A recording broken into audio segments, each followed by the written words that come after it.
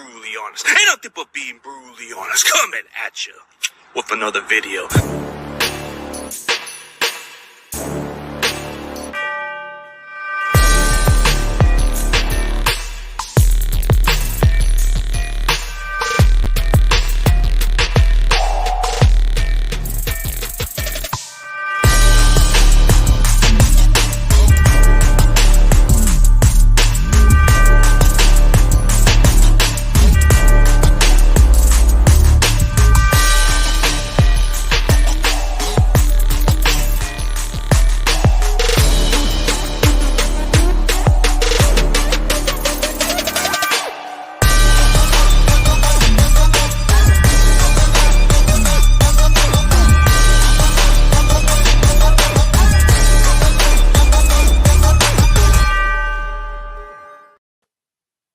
What is up, everybody? Let's welcome our guests. Please welcome DarwinsRaven. We're going to have an episode of Round Checkin. We're going to do all 31 teams, and we just happened to find a Baltimore Ravens fan. So we're going to go with this guest. His name is DarwinsRaven. How you doing?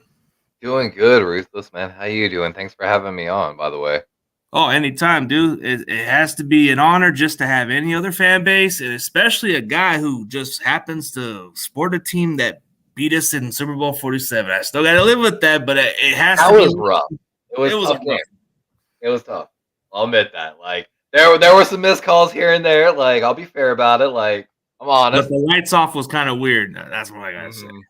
I ain't gonna lie. I think they wanted Ray to get a ring. Yeah, I think that's what it could have. I think it could have made the most sense, but they couldn't do that for Joe Staley against the Chiefs. I don't know why. Oh, man, dude. But yeah, we can go on with all this topic about this stuff. But Baltimore Ravens, they've been very consistent, very competitive under John Harbaugh for quite some time. So, how did you feel about this offseason for the Ravens? I mean, we knew it was going to be crazy, but my God, was this offseason just a roller coaster for the Ravens. I mean, John Harbaugh wasn't really truly sure at the beginning. We knew we had to get rid of Greg Roman. There's not a single Ravens fan that'll defend Greg, which I know y'all are very familiar with Greg Roman over there in the Bay Area. A great conservative, more of a running guy, but yeah, and he did good the first year or two, but I'm telling you, his passing schemes never developed, and it made whenever I was judging Lamar's tape that much harder because, you got to take every throw, everything with a grain of sand because of the system. And so we were happy to see him go. I can't count how happy I was and how many blessings I said when we saw the extension finally happen with Lamar. After Jalen Hurts, we knew it was coming, but the sigh of relief. Like, yeah, it had to be a sigh of relief because if you think about it, Lamar was going to have just a 1 year out of the contract. And you guys, it kind of seemed like the question mark, was Baltimore trying to lowball Lamar by just putting that little, a non-exclusive tag or something? Yeah, the non-exclusive, which is like $10 million cheaper, but it allows him to freely negotiate with every team, essentially. Yeah, it was pretty interesting. Oh, we got our guest, Brian Cope. Oh, Brian, what's up, Brian?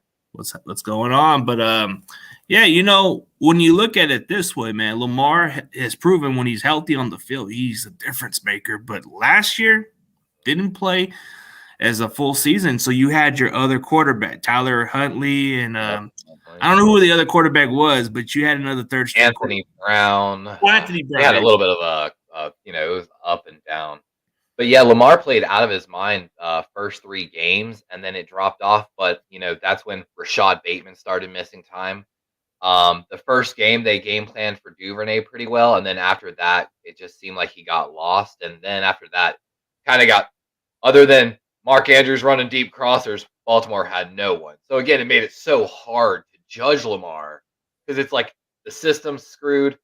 And then who's his receivers? They're not running the ball effectively. They weren't giving Dobbins the rock because he was coming back from injury. I don't know. I'm just so excited though for this season. And I think we still got more in store. But do you really think that the contract played a factor for Lamar that season? Do you think he was just trying to be more smart on the injury part? man, that's so tough. So, of course, we had conflicting stories here in Baltimore. So you had some guys saying Lamar's fine. He's just doing this for his injury. And then you had some of the other guys, veterans in the locker room saying, dude, he's limping around the locker room. There's probably, and that's why he's not on camera, guys, because he's really not okay. I actually had speculation. John Harbaugh at our press conference said there was one player having offseason surgery. Bateman had already had his surgery, from my understanding, and they were really hush hush on it. And I was like, guys, what if Lamar actually was having to have a small surgery done on that PCL injury, and we just didn't want anyone to know about it because it would affect contract negotiations, it would affect, potential next season availability, all this. And I was like, what if that was the case, guys? I don't think they've still told anyone.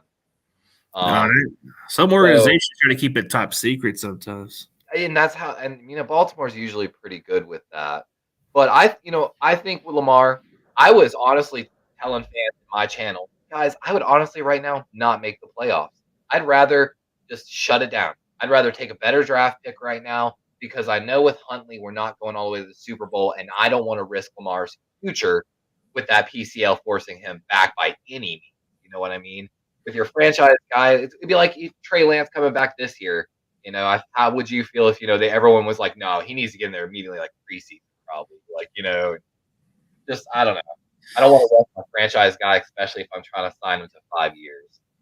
Yeah, there's just a lot going on, and the fact that you guys took care of that situation just speaks volume about the team. I mean, you guys gave contracts to Raquan Smith from the Bears, and then you interesting contract by OBJ. You guys gave him some kind of incentive contract. I don't know. Oh my God, they reported it as a 1 year 15. It's actually like a 5-year deal. It's got so many void years on it.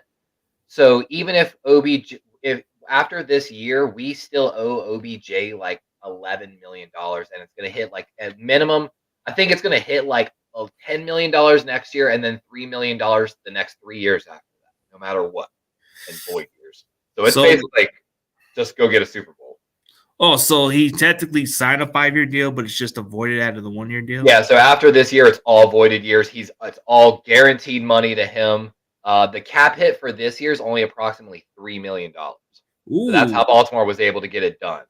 So they were willing to sacrifice a little bit of the future to go get someone that, I don't know if you saw the reports. Supposedly, some bad reporters for Baltimore were saying Lamar gave GM of the Ravens, you got to go get me DeAndre and OBJ to sign, which Lamar has refuted. He's like, I told him I wanted them, but, it wasn't like a demand wish list like Aaron Rodgers. Like the Rodgers situation. Yeah,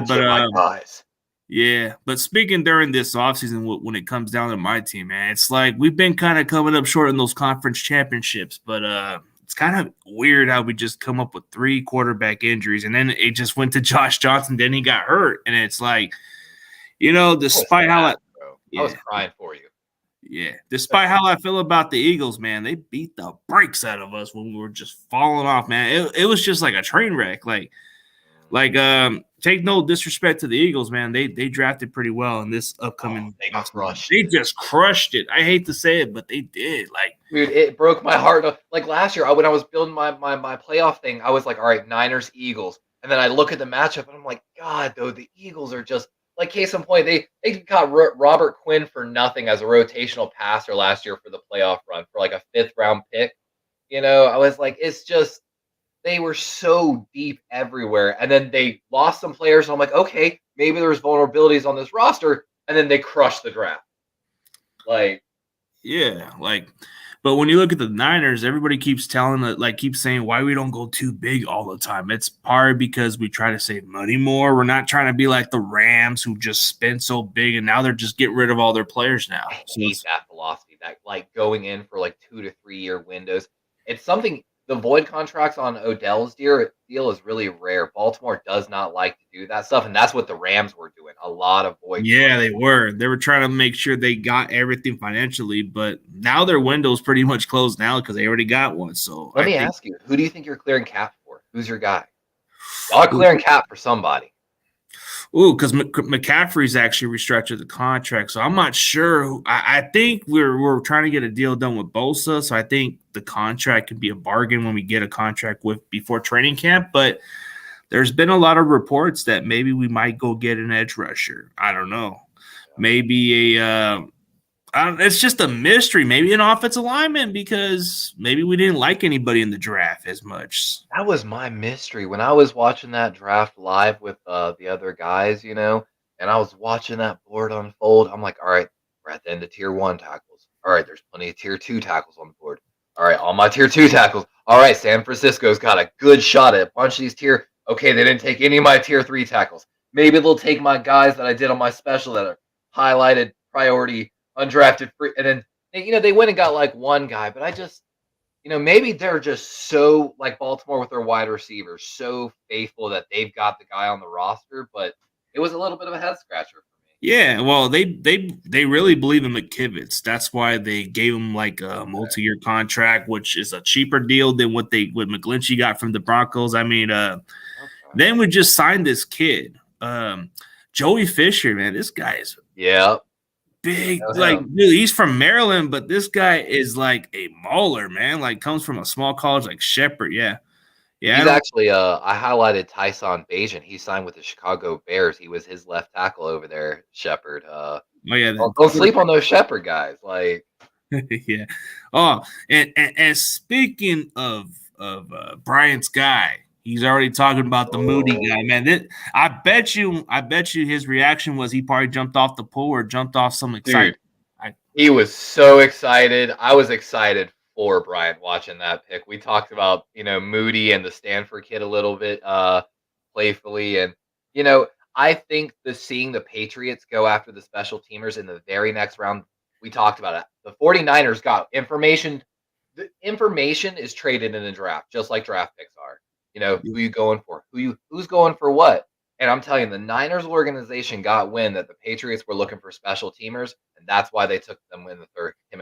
15 picks later, the Patriots get Chad Ryland from Maryland. But it was kind of like that was the info, I guess. There was even possibilities that other teams were going to move up to get Moody, and then this was the spot. But there is a lot of question marks. Why did we pass on the likes of DeJuan Jones? That guy's a big, massive guy. We saw he's the Ohio State guy, right? The right tackle. We saw him and the center fall hard for some reason. I don't know why. And then when you look into the way we approach in the draft, it wasn't like the only thing that was flashy was Jair Brown. Jair Brown was like that sure thing that if it came down to it, I think he would easily be the starter or maybe give Gibson some push for his money a little bit because I just didn't have 2 draft picks for him.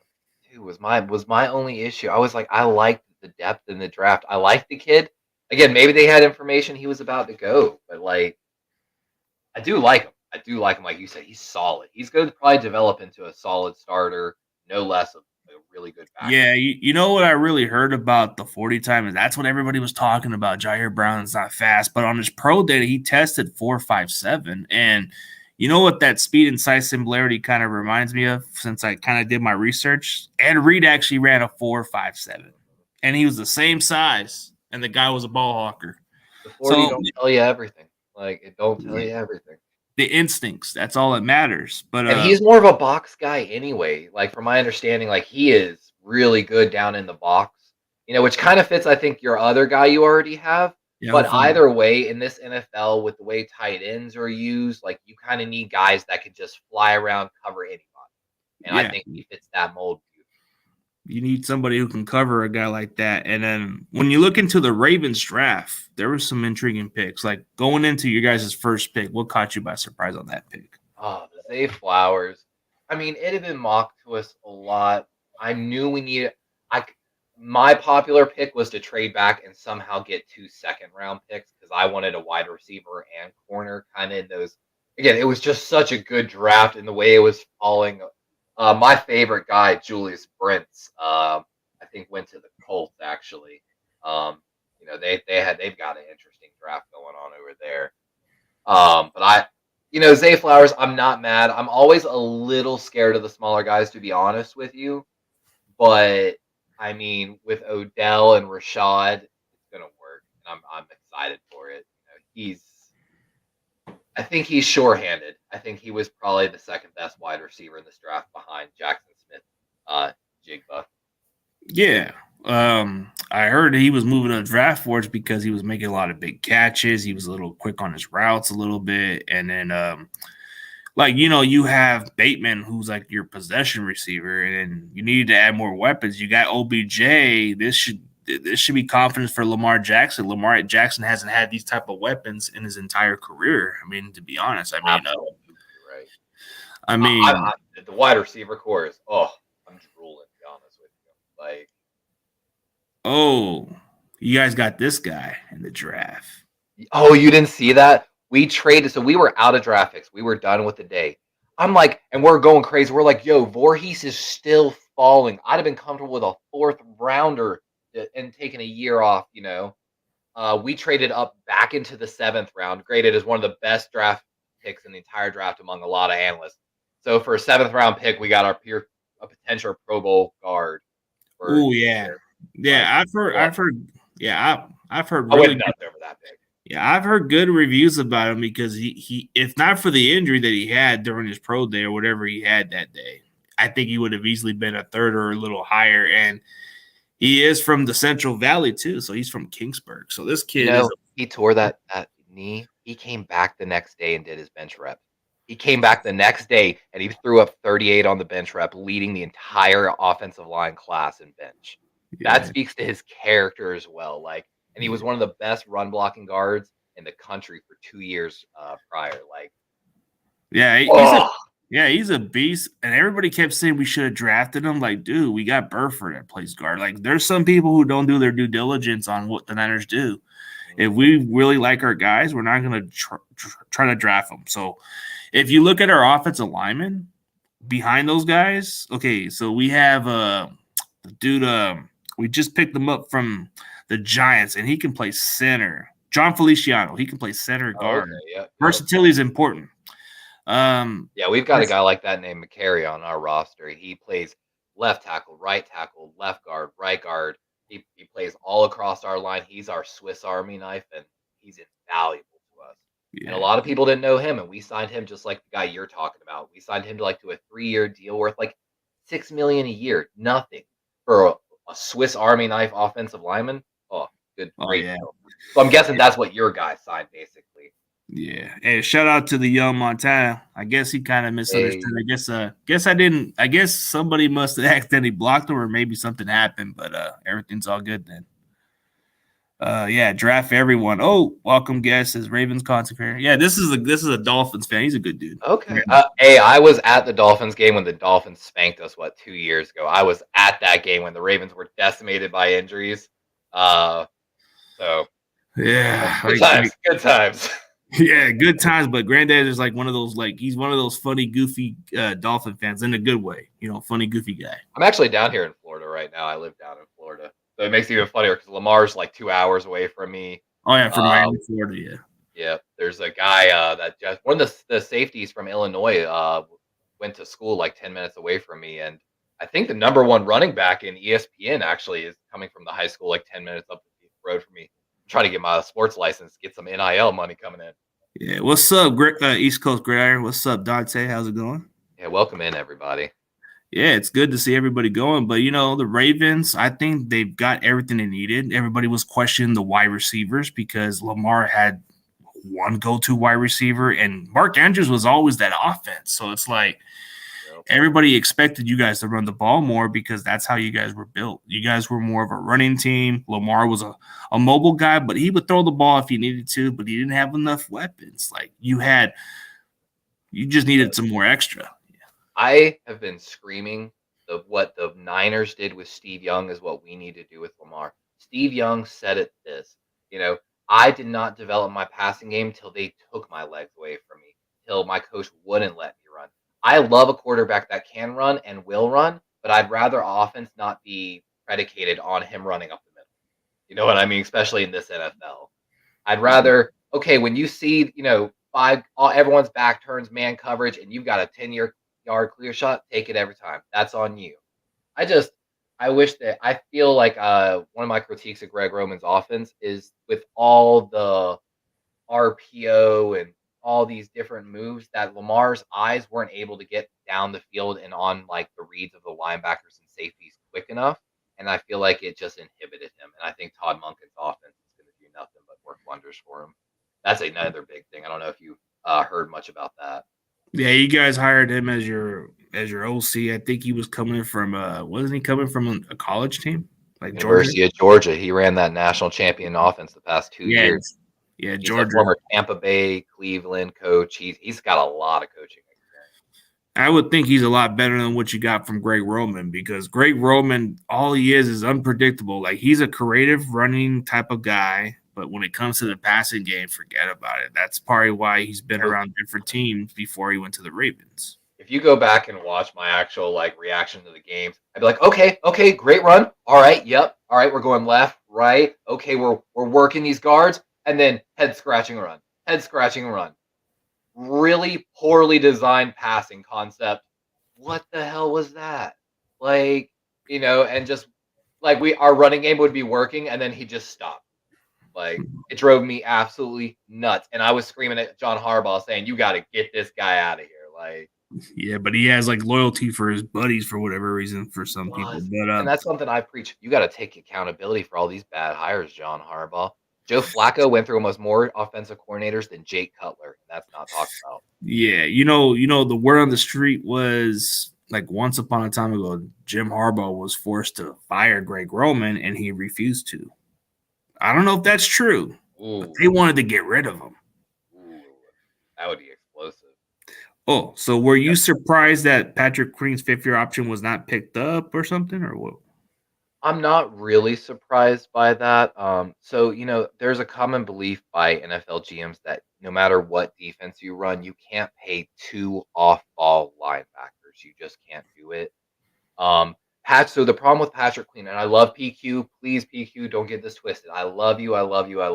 But PQ could not play both inside linebacker positions in Baltimore's defense. What is it, Sam and Will or something like that? Mike and Sam. He couldn't play both, and he played better. We had to at one point put Josh Bynes in like Ray Lewis's spot, and he had to move to what used to be Bart Scott's position, essentially. Where Roquan can play both, essentially. So that's why we paid him. I love PQ, and when we moved him from Mike to Sam, or whatever the other inside one is. I'm sorry, I'm getting it probably wrong, but his stats jumped off the board, even though it was Josh Bynes playing beside him. And that's why Baltimore said, holy crap, we got to get someone that plays faster because he plays to his other guy, basically. So when we brought in Roquan, PQ played even faster, and it was awesome, but we can't pay both. And essentially, we gave Roquan the extension, and we traded a second-round pick for him. So EDC said this, our second-round pick, guys, was Roquan Smith. Can you really be mad about that? No. Exactly. So it's just sad. Be on the lookout. I think we still want DeAndre. I think we can make it work with some contract restructures. Patrick Queen would probably be an ideal target. They want a second plus a player. We didn't have a second round this year. Patrick Queen could be on the move to Arizona with Arizona, DeAndre, and maybe a pick for next year. So you think there's a possibility you guys could just ship Patrick Queen for just DeAndre Hopkins for whatever draft capital they want? And maybe like a third or fourth on the 2024 draft potentially. We drafted that kid out of Clemson in the third round, Simpson. I was really high on him on my linebacker board. So it might spell the end of PQ. But of course, we'd love just to let PQ play his contract out more than likely. Yeah, you can't keep everybody, even if you draft your own guys. If they haven't performed up to the expectation, there's always that option. Oh, we can't pay you. So, if you look at the Niners, we decided not to exercise the fifth-year option on Javon Kinlaw because of his performance, and Ayuk got his fifth-year option, so that's a good sign.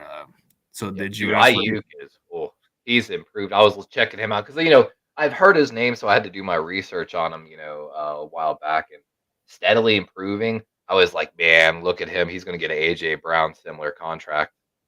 Yeah, the route runnings and all the stuff he does is consistently. So Like, I mean, he's a yak guy too, but I wasn't too big on him in the draft because I've seen his name, but I'm always thinking, man, these Arizona State receivers never do squat. Like, I've seen a lot of Arizona States throughout the years, never produce much. Like, so I'm like thinking something just tells me you gotta stay away from Arizona State receivers.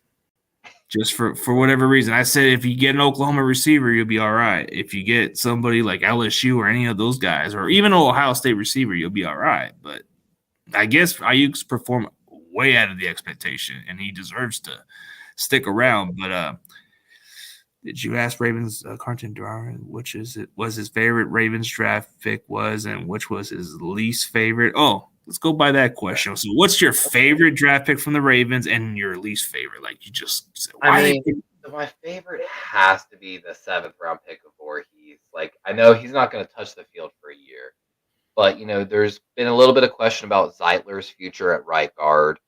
We've got a little bit of uncertainty at left guard. We've got a plan for it, but of course, Ben Powers, one of the best pass blocking guards in the NFL, left in free agency this past year. And you can just never have enough of those big guys sometimes. So that's my favorite. My least favorite. Oh, that's tough. Looking at the board, the Caillou Kelly pick. Supposedly, the cornerback out of Stanford, he doesn't truly fit as a man corner more than a zone. So it's a little bit of a question of system, but he's got NFL pedigree. He's the son of Ryan Kelly, former NFL player. A little bit of head scratcher. And when I was live and looking at my board, I there was a corner I really liked. I liked the Purdue kid Trice. Ooh, yeah. He was still on the board. I was like, oh, come on, Baltimore. How's he still available is beyond me. Exactly. I was like, oh, come on, Baltimore. Come on. I've seen him talked about Niners. I've seen him talked about the Seahawks. Like, and undrafted rookie free agents that the Ravens signed. I know a lot of people are keeping an eye on Keaton Mitchell. He might push Hill in, Justice Hill, our third down running back, kind of. We signed him to an extension technically, but I think he's going to push for the roster. I love Gus Bus Edwards, our backup. I like running the ball. I like power backs. I'm a little biased. Oh yeah, like you said it best about those picks. Like, I mean, they got to be like somebody that can contribute. But like you said, one of them won't contribute right away in the 7th round. So if I had to choose one of the favorites that I really liked too for my team and didn't like, and then what undrafted player kind of caught my attention for the Niners. So the one I really like the most is pretty obvious, Braden Willis. I just think the tight end itself, I think he's a lot better than Latu, and I don't mean with no disrespect. I still think Latu's a work in progress, but Braden Willis is an established blocking tight end. He's played a lot. He can be a versatile weapon. He could do everything in this offense. So as far as my dislike of a pick, I mean, I don't have a dislike on any of these picks, but to be honest with you, I feel like going for that kicker a little too early. It's just, but then I can't say nothing about it. So it's better to get the value. But I just felt like I guess, like you said, they might have got the info from hearing from other teams, but I still think we could have got somebody else. But, I'll give Moody a pass. So I'll just leave him out of the equation. So I'll go with I don't want to. I don't want to make it sound like a heat. I don't want to make it sound like a heat theme, but I gotta say the Latu pick just seemed a little head scratching a little bit. I'm gonna be honest with you. I did a draft special where I covered like nothing but day 2 and 3 guys. I tried to leave everyone that I thought was going to be a day 1 pick out. And when I was looking at my tight ends, of course, Latu I liked. I liked him as an all-around tight end. I was like, small chance he might be your number 1 tight end. I think he's going to be like your solid tight end number 2 for like forever is where I really feel he's going to be. So when you took him, I was like, I feel like I would have took a guy with higher upside. But, like, I get it. He's a solid guy. Like, when you took Braden Willis, I was like, I feel like Braden Willis might have a higher ceiling than Latu does. You know? That's what we're looking for. But Latu's not a traditional tight end. I mean, like it's not a dislike pick to me because, like, I like all the picks personally. But just if I had to just go by really like, wasn't my favorite, but I'll deal with it. It seems like an okay pick to me. The favorite undrafted player to me is Joey Fisher, I guess. Just the fact that this guy bench press 40 reps and runs a 4.90, and he's from Shepherd. This guy mauls people. He pushes people for breakfast, but the competition, that's the only question mark. Let's see what he does. We're giving They're on a mission. I think he was supposed to be like their first drafted tackle ever out of the college. He had high expectations. He's on a mission, from my understanding, to like show that those guys deserve to be in the NFL.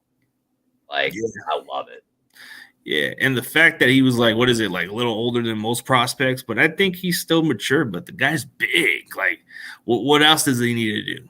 I think if it doesn't work out for him at tackle, maybe you can just push him at guard and he'll be a mauler. Nope. I mean, that's what a lot of them do. And I think might have sneaky potential. A lot of these times, you either see on that smaller school, they're either huge guys that, just absolutely dominate by strength, or they're that rare breed that just, like, when I went to CCU, we have a lot of guys that don't make it, academically at Division I, so they have to kind of like, or go to a smaller school, and nothing against them. So I feel like he might be a sneaky, and like I said, I was watching y'all's draft. Darrell Luter Jr., the cornerback out of South Alabama, had a ton of draft hits. I'm telling you, he was on a lot of teams' radars. D. Winters, I featured. Ronnie Bell, I love that Michigan kid. He's hard-nosed, and like, he caught a lot of people's eyes at the combine because he just snagged a one-hand catch out of nowhere. Oh, yeah. Every one of the combine was like, wait, who's that? I think that's number 2, Bell. What? Like, even I made a note. I was like, well, hold on, I got to go figure out who this kid is. Like, no, he made a one-hand snag, but he was coming off an ACL injury like previous year, and then he still produced. So it's like, wow. I loved all the picks, honestly. Like, yeah, I loaded up with a lot of talent. Oh, interesting question by Cardcast. What do you think of Devin Duvernay and J.K. Dobbins? So for people that are unaware of Devin Duvernay is our Pro Bowl special teams returner, more of a slot wide receiver. I love the dude. It's one of those ones. So one of my problems with John Harbaugh is I feel like sometimes he buries younger players and inhibits their ability to develop. I've been banging for the table for Devin Duvernay and James Prochet since we drafted them. Like, Devin Duvernay was known in college for never dropping a ball and having unbelievably solid hands. I just felt like we've never schemed for him. You know what I'm saying?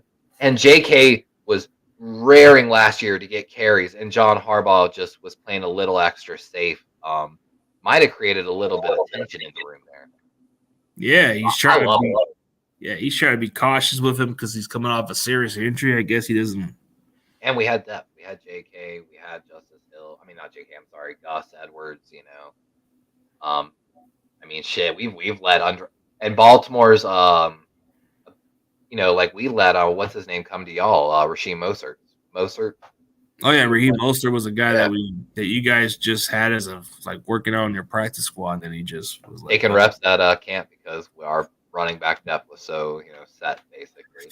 I think Baltimore just knows how to get running backs. It doesn't matter who you guys get. It can be a fast running back. It can be one of those power backs. You know how to use them. So it's like Baltimore just knows how to use them the right way at times. But when it comes to the wide receivers, man, it seems like they underperform or get underutilized.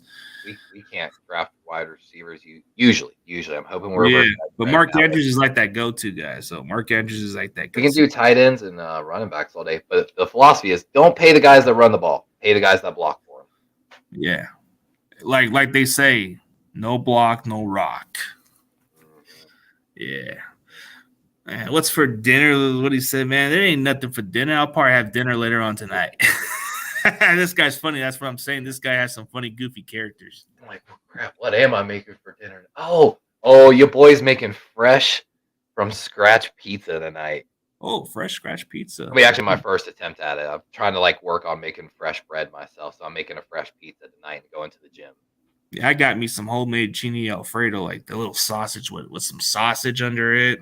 I got it so I'll probably just make that a little later, but As far as cooking, man, I got all the leftover food I just made last night with my wife, so there's plenty of that pasta. Yep. Made some chori cheese dip the other day, man. You got to get that chori sausage fried up and put it in the queso, basically. Oh, Yeah. dang. We got Vander Hall in Amsterdam. We got the guy with the funny stories. We got Dutch Tales, I call him. we got the Big Mac Sports. He's actually the biggest Cameron Latou fanboy. Okay. Yeah, but he's a cool. Like I said, there's no dislike on either picks. But if it was like the least favorite, but I think he's gonna be a baller too. So that's where I kind of leave the difference. Like it's kind of hard to dislike all these picks because I actually like them all. But it was like which one? It was either the kicker or him. But yeah. Yeah, I was going back and forth with Brian. He liked Moody. I liked the kid out of Stanford. I don't even know if he's signed anywhere yet or got drafted. But that was my battle with him. I was like, if we had to pick a kicker, I guess he won. His boy got drafted first. Yeah, there's a couple of kickers. I think there's one on northern Iowa. I forget his name. His last name's Cook. And then there's the one guy I just interviewed from UTEP, Gavin Beckley or something. Oh, yeah. I was joking with Dallas Cowboys missing all those kicks. I was like, yo, I might have to go see if I can still kick.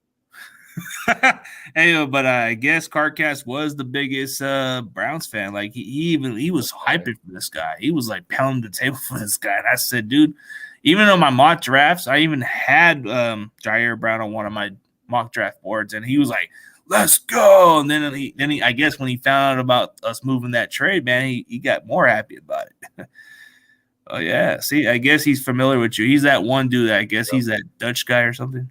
Yep. Good to see you, Jeff. Yeah, it's good to see you. Well, pretty soon I'll start doing little hangouts, just not right now because I'm only going to just do very little stuff, and then I have to get everything situated for this upcoming week. Yeah, I feel you. Yeah, jobs are getting stricter, so I can't be on my phone as much on this new job. So I got to keep myself on a good note. I feel you, man. I feel you. Yeah, Cowboys need a new kicker, but I think they're gonna have to go sign that local kid from UTEP. He just said he doesn't live too far from that area, so he could definitely go for a tryout. Hey, when I was joking about when I played a little bit of semi-pro football, I grew up actually a goalkeeper. Like, if I got any soccer fans, like I grew up, I was supposed to go to the same tryouts as Freddie Adu, who went pro at like 15 in MLS. But I grew up as one of the best goalkeepers in South Carolina, so I grew up punting and kicking. And when I was playing semi-pro football, I walked out there with our kicker warming up. I'm running out there barefoot because I'm an idiot. But I was kicking 40-yard field goals barefoot, and I don't even know how to kick a football. My ball wasn't even end over end, and I was still putting them through the middle. And he's like, what the hell? My teammates are just in the end zone laughing their asses off, and I'm just like, Hey, it's simple. Like, it's nothing. Exactly. I was like, I don't know, man. It's just, I punted a ball the other day. I was working with some kids, and they asked me to punt a ball, and I sent a ball like 40 yards with like 3 seconds of hang time. I was like, okay. I've got a medical condition in my knees. My knees are deteriorating, but it actually creates like a longer leverage point on my knees, so it gives me strong kicks. But my ACL and LCL are probably going to tear eventually, really soon. Oh wow, that's crazy. But I guess for Butterfly, what is my new job? It's a new security company because of the contracts, and just got to pick up the final check in the coming weeks. So then I got to get everything sorted out. So any job with contracts is rough, man. Like, yeah, I'm trying to look for a job where it doesn't have to go with no contracts and it can just be that one simple place. Because all you get is a lot of these stupid complaints from all the stuff, and I'm not like the only person they're dealing with. Like, there's just a lot of the complaints from those from a couple of our coworkers. It's like I'm like the one kind of like telling them to do the job right, and it's like all that stuff. Yeah, I got no time for people that won't do a job they signed up to do. Basically, like. Yeah, like what's so hard about a job? You just stay on your post and do whatever is necessary. But some of these guys have been slacking. I'm like, man, God. I got a former sled card, South Carolina law enforcement division. Yeah, you work security. Yeah, I work security. I work construction. I work properties, whatever they put me at, because I'm a licensed security guard. So yeah, but that's all they got. So I think I'm supposed to be assigned to like a club place. So I'll know which one it's gonna be. So. Pretty much. Man, I do not miss working clubs. I got a lot of my boys that used to work clubs at a place called Broadway at the beach in Myrtle Beach, South Carolina. Oh man. Yeah. The best part about that type of job, it's a hands-on job. I just gotta be more professional. But if they come and attack me, it's on. Yep. That's why I was always given is, man, it's always better to talk them out than have to walk them out. Yeah. I try to do the best I can. I'll keep it more professional. But if they put their hands on me, all The hands most on. violent contract I ever worked in security was an HOA meeting. I'm not shitting you. My boss called me. He's like, "Hey, I just had these guys call me. They said last time it got a little crazy, got a little too violent. They'd like a security officer there. They're willing to pay. Are you free?" And I was like, "I mean, yeah. What is it?" He's like, "It's an HOA meeting. They were trying to like kick the president off the board, I guess." And oh my god, that was the most insane job I've ever worked in my life. Like, I was about to have to like throw a 300-pound man out of the room with his wife on me while like the lawyer, one dude screaming, "Get him the hell out of here!" The lawyer's like, "Don't touch him, don't touch him," and I'm like, I'm getting ready to fight half this room, and I'm like, I'm not getting paid enough for this. Yeah, it's like they don't pay me enough for this shit. But it's kind of like the worst contract I had to work at one point was working in one of these shopping centers where they called you multiple freaking times and you were just dealing with one task and you only could do so much. And the hard part is there wasn't any lunch break unless they didn't bother you, So it's like, shit. They gave me like at least 60 hours out of the week. The pay might have been good, but it hurt my feet during the weeks, man. It was like freaking like, dude, there was I just used to have to go up and down these like resorts. yeah, You couple. you have that little system like with the magnet thing where you tag and like walk the route. Basically, it keeps track of you. Have you Yeah, ever used one of those? yeah. I don't even know if I'm going to be working nights butterfly, but yeah, there's a lot of these environments I deal with, man. It's like a lot of these actions come into play, so it's like I had a doubt with some people that were trying to put hands on me, man, but I had to try to keep it professional without the complaints. So the Most only of them time are I've also ever a ground security coordinator for the airlines. yeah, the only time I ever got physical with them was when they attacked me. So that was the only time I did it. But I try to make sure I don't get all near them. So I try to tell, hey, don't get all close to me because I don't want to get in this chaos stuff. So it's like for some of it, catching up some shoplifters is another task too. So it's Oh like man, that's yeah, the worst. I don't. That's the stuff I don't even like to deal with. Like, I don't yeah. like to deal with that, and I don't like to deal with drunk people. I really don't. Yeah, I always hate those kind of jobs. But what other job was I supposed to get? Exactly. Because I can try to apply to a grocery store or other places, bro. Are you like a bigger dude too? Yeah, Like, yeah, dude. I'm telling you, as someone that's like bigger, they just look at you and they're like outside physical, like security. They have that mindset of you as soon as they yeah. see They were even saying, "Oh, you can work in the security field or do something else." I'm like, come on, man. I want to stock shelves. you. I feel you, dude. I've been there. I had a heat stroke working for the airline, so I do like outside. Living in Florida, I die every day. I can't do outside Yeah, work anymore. Like, yeah. But like when you work in these apartment complex, man, sometimes you have to deal with these little actions too. So that's another issue to deal with too. Sometimes with little crazy people. Then you go in these little college dorms, whatever. You see a lot of these kids do. Dude, that's like it's not as worse as everybody says, but when they don't listen and they get out of control, you have to report yeah, every damn thing. And it's just they will listen to no logic, no they reason. don't Like they're care. just, yeah, yeah. I had one party. I was at an army dude's house, and this dude took like an entire drink and just threw it in his face. And they're laughing, having a good time. And I was like, "Oh, you must know him, right? Like y'all must be like friends." He's like, "Oh no, I don't know that dude." I was like, "I'm gonna tell you right now, if this is my house and some dude just ran up and threw a drink in my face at my house, my party, we gonna have some words. Like, You're gonna get your butt whooped. you're not gonna be in the house no more. Let's just say that." Like, oh my god, I'm just like that's the kind of people I don't like to party with. I don't like to be around. Yeah, it is kind of frustrating Yeah. with those type of work. So But it's hey, like, like you said, you got to make your money. Like, yeah, based by these contracts, man. It's like I hate contracts. Like contracts just come as like it just makes one individual who screws it up or a couple people. So it's like, at the airlines, they were notorious. So, like, a lot of people don't realize, like, Delta Airlines, almost all their work is subcontracted out to smaller carriers. like, so when I worked at Myrtle Beach Airport, I worked for ASA, Comair, Regionally, DGS, all subsidiaries working for Delta Airlines. So what they do is they'll say every few years they'll go, hey, we'll work this contract for 5 years for this amount of money, and they all put in their bids. Delta says, okay, I choose you. You get the deal. They work the contract for 5 years. After everyone gets their performance raises after 5 years, the company will say, you know what, it's no longer profitable for us to really hold this contract anymore, so we're not going to bid on it.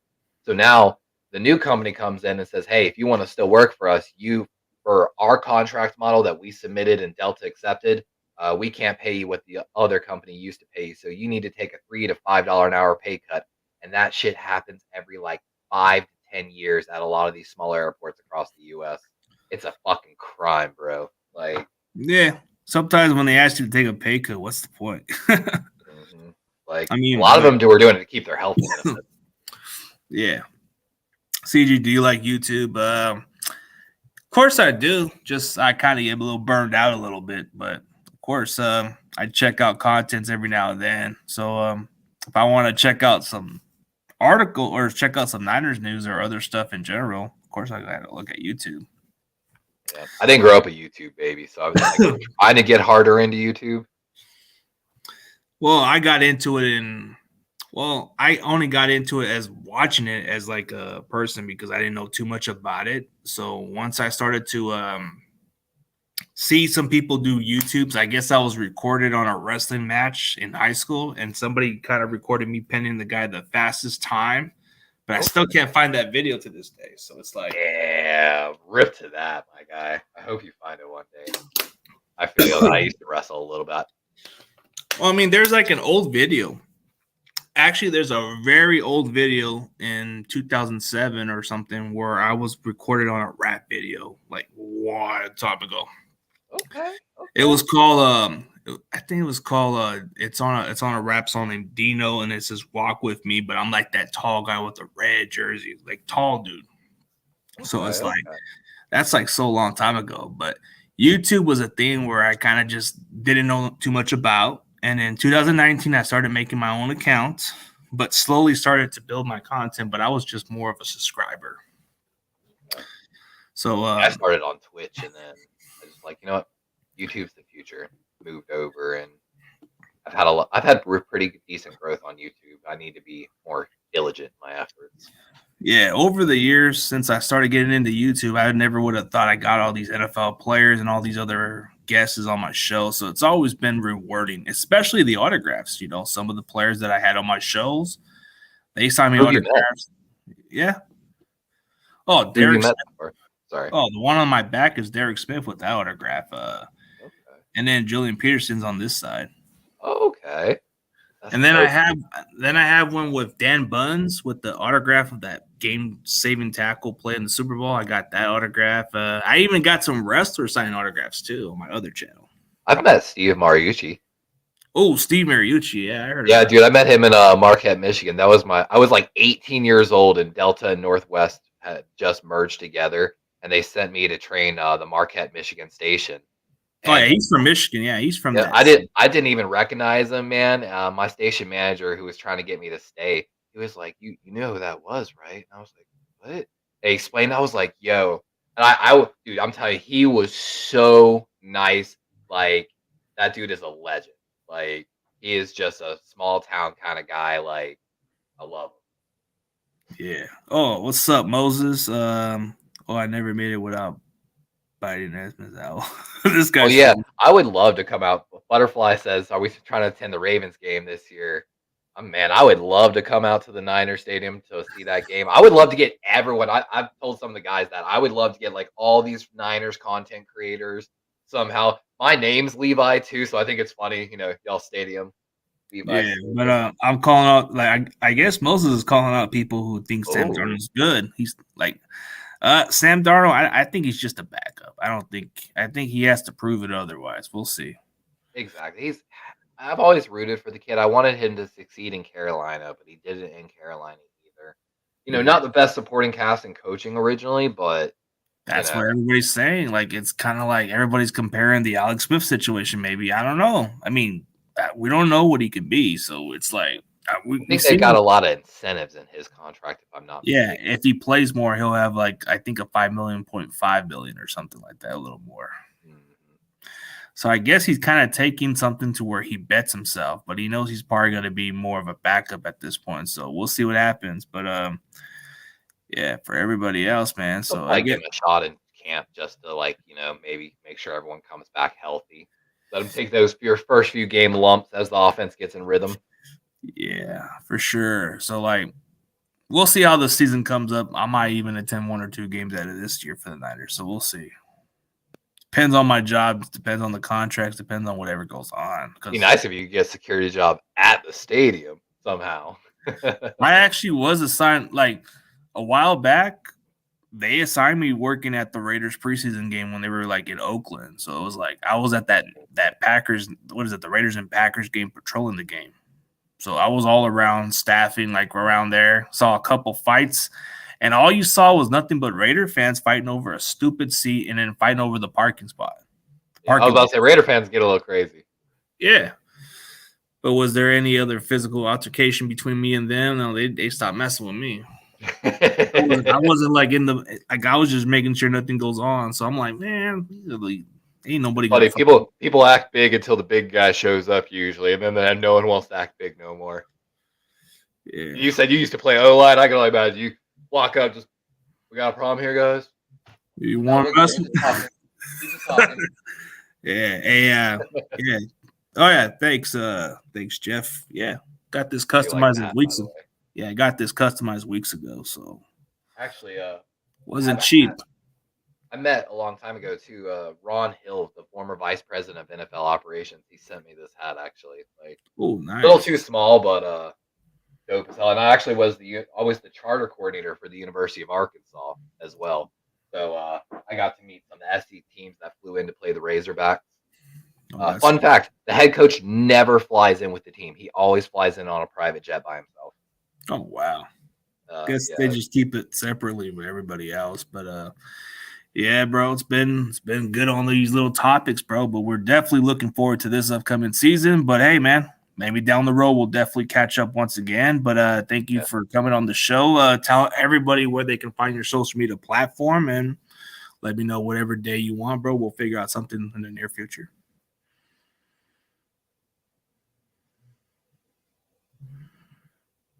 Sorry.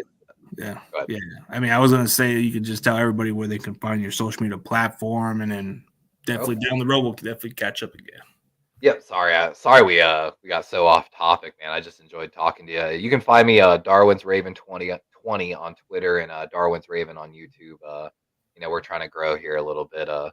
I really enjoyed being on here, man, with you. This was fun. I'm sorry we didn't really actually get into the draft as much. Yeah, we went for the draft a little bit, but not as much. But I think it keeps getting interesting. So maybe we get a review of the performance. So you get what I'm saying. Yeah. Yeah, but hey, man, thank you for your time, and everybody else, go sub up Darwin's Ravens, man. It's on the YouTube channel. Just look it up, and you can find them. And if you guys want to chit chat with him, just inbox him on Twitter. Yep, definitely. Always. I'm always looking to collab. I'm always looking for questions. I'm trying to get better at this YouTube thing. My computer's a little old. I'm running like 10 generation old software at the moment, so I'm trying to get a rebuild done here soon. Yeah, for sure. I don't know if I had you on YouTube, my guy, to be honest with you. Like, what's all your stuff? Just so it's out there. Well, it's all like this channel is my other channel is all Ruthless 49ers Talk. I have it like I actually have two different channels. Like one is like my other channel is like mostly my main channel has to do with just sports in general. And that's almost 4,000 subscribers, but it has like so many guests on my show. And then this one has like about almost 2,000, but it's mostly all Niners or NFL players in general. Okay. I got to subscribe on your main channel now. I was sitting there, I was trying to find you the other day, and I was like, what am I missing here? But I've got you now. Yeah, there's two different ones. Like the ones you'll see some of my big time guests. They're like some celebrities on there. On one of them. Congrats on that, by the way, my man. Yeah, I had some wrestlers. Like, if you want to check out the main channel, if you're a big wrestling fan, check out some of my interviews with the wrestlers, like the WWE wrestlers Buff Bagwell, Nick Dinsmore. Okay. I'm about to say I grew up a wrestling fan and I slowly phased out of it, but it's one of those ones I know it's still. I have a few friends that are really into it still. I grew up a Goldberg fan, if that says anything. Yeah, And Rey Mysterio. You gotta love Rey. Like, yeah, I met him different occasions, and my cousin knew Really? him personally. Yeah, his name's I guess they know him personally from Chula Vista. So okay. yeah, and Yeah, but we'll definitely catch up sometime. And for everybody else, thank you guys for tuning in. And as always, I'll keep y'all posted, and I'll see you on the next episode. Peace. these guys.